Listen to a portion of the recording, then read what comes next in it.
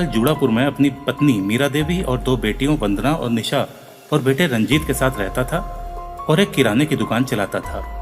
मक्खन लाल का घर सहावपुर गांव में सड़क से सटा हुआ था और उसने घर में ही किराने की दुकान खोल रखी थी। मक्खन की कुल 3 बेटियां और एक बेटा था। सबसे बड़ी बेटी रंजना मेरठ से बी फार्मा करने के बाद शिमला की एक फर्म में नौकरी करने चली गई थी और बेटा रंजीत बीए का एग्जाम देने के लिए 20 अप्रैल 2017 को प्रतापगढ़ गया हुआ था। घटना 24 अप्रैल 2017 की है, जब मक्खन लाल अपनी पत्नी और 2 बेटियों के साथ घर पे था। लोगों का कहना है कि उन्होंने पूरे परिवार को देर रात तक दुकान पर ही देखा था। मामला लोगों की नजर में तब आया जब 24 की सुबह रंजीत ने घर पे अपने पिता को कई बार फोन किया, मगर किसी ने फोन उठाया नहीं। इसके बाद उसने घर के पास रहने वाले एक चाचा नोखेलाल को फोन करके उनसे उसके घर जाकर देखने को कहा। नोखेलाल जब घर पहुंचा तो चैनल गेट में अंदर से ताला लगा हुआ था। देर तक आवाज देने पर कोई भी बाहर नहीं निकला तो नोखेलाल मकान के पीछे के दरवाजे की तरफ गया और पाया कि दरवाजा तो खुला हुआ है। नोखेलाल को कुछ अजीब सा लगा, इसलिए वो उसी दरवाजे से अंदर की तरफ दाखिल हुआ और अंदर जाते ही वो पूरी तरह से सन्न रह गया। बिस्तर पर मक्खन लाल, उसकी पत्नी मीरा और बेटी खून से लथपथ पड़े हुए थे, जबकि छोटी बेटी फर्श पर लहलुहान पड़ी थी।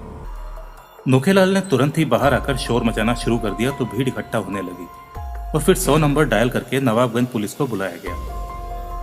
पुलिस ने गौर किया कि दोनों लड़कियों के कपड़े अस्त व्यस्त थे, जो कि इस तरफ इशारा कर रहे थे कि इन दोनों के साथ दुष्कर्म हुआ होगा। पत्नी मीरा के कपड़े भी अस्त व्यस्त थे। सबके सिर, चेहरे, पेट और सीने पर चाकू जैसे औजार के अलावा मूसल से भी वार किए गए थे। कमरे की अलमारी खुली हुई थी और सामान बिखरा पड़ा हुआ था। घटना की खबर मिलते ही बेटा रंजीत गांव पहुंच गया था, जिसका कहना था कि पड़ोस के यादव परिवार ने ही इस परिवार के साथ ऐसा किया है, क्योंकि उन्होंने होली में धमकी दी थी कि पूरे परिवार को खत्म कर देंगे। रंजीत के बयान के बाद पुलिस ने 5 आरोपियों राज बहादुर यादव उर्फ भल्लू, शिवबाबू यादव, नवीन, नरेंद्र और अजय को पकड़ लिया था। पुलिस इन 5 आरोपियों को पॉक्सो एक्ट के अंतर्गत ले गई थी और इनको 5 मई तक के लिए जेल भेज दिया गया था। केस की जांच की जिम्मेदारी एसटीएफ और क्राइम ब्रांच के पास आ गई थी। पुलिस मक्खन लाल की बेटियों के किसी प्रेम प्रसंग के एंगल पर भी गौर कर रही थी।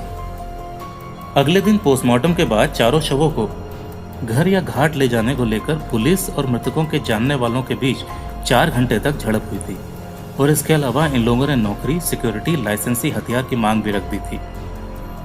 सबको शिमला से आने वाली सबसे बड़ी बेटी रंजना का इंतजार था और तब तक के लिए शवों को मुर्दा घर में रख दिया गया था। पुलिस ने रंजीत की गवाही पर 5 संदिग्धों को अरेस्ट तो कर लिया था, मगर ये रहस्य अभी भी जस का तस बना हुआ था कि असल में ये लोग इस कांड में शामिल हैं भी या नहीं और इतने बड़े हत्याकांड की वजह आखिर क्या थी।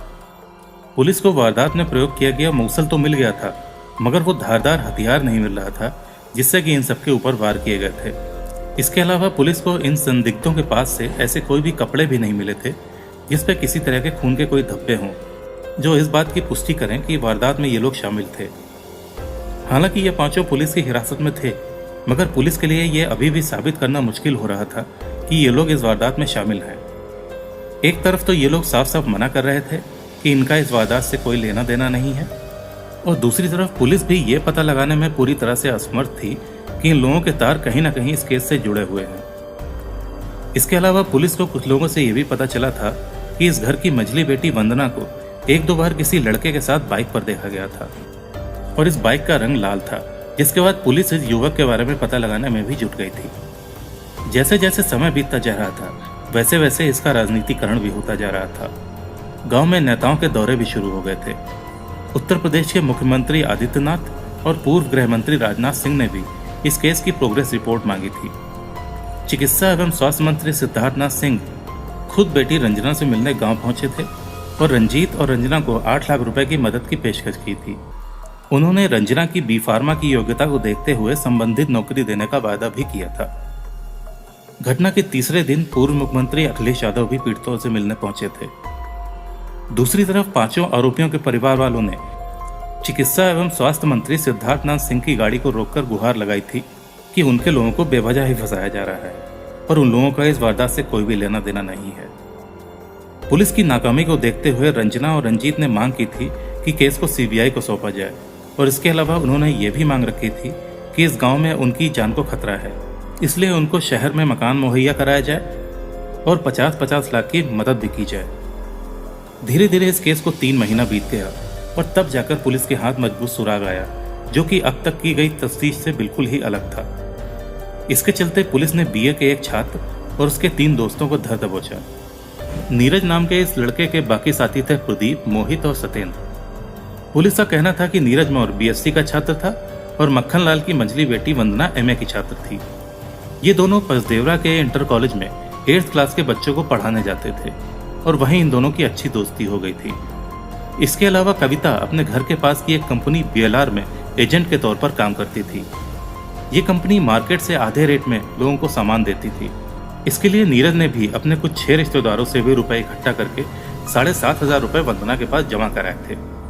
नीरज वंदना के प्यार में पागल था, इसलिए उसने वंदना को रुपए दे दिए, मगर कुछ समय बाद उसको ऐसा लगने लगा कि वंदना उससे कतरा रही है।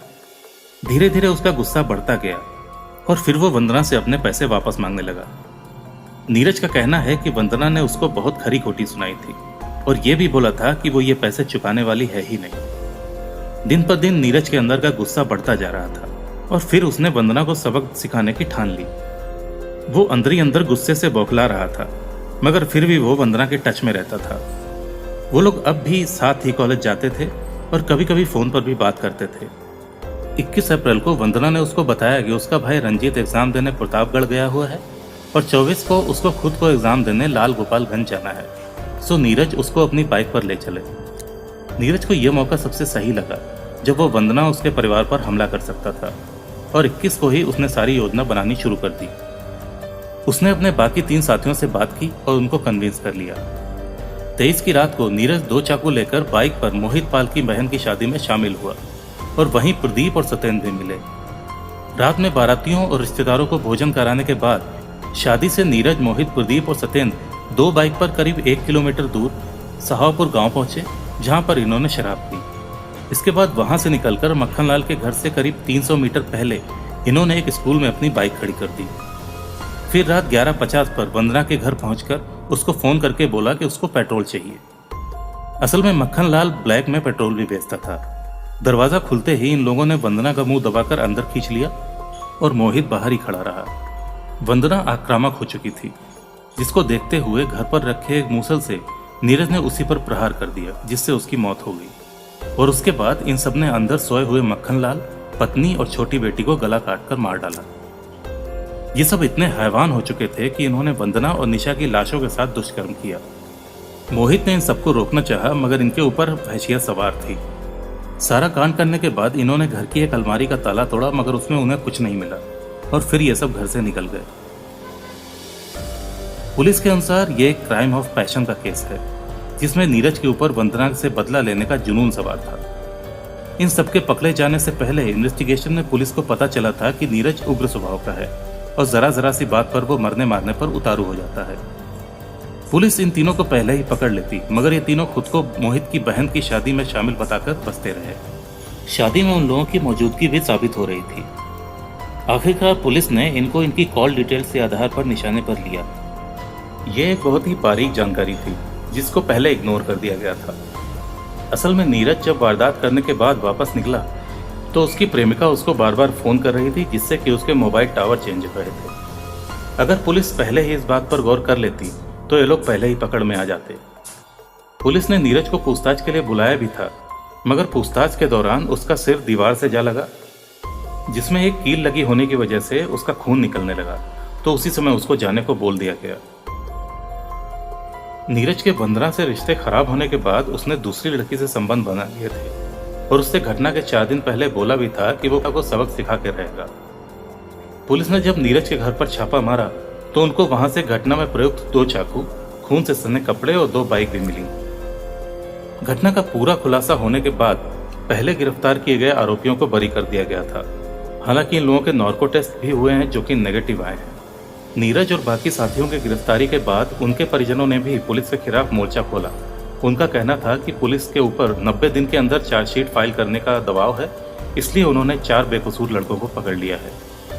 कोर्ट में इन सबको पेश किए जाने के बाद रंजना और रंजीत ने कोर्ट से इन लोगों के लिए सजाए मौत की सजा मांगी थी। आज 2 साल बाद भी ये मामला सेशन कोर्ट में चल रहा है और यह अभियुक्त समय समय पर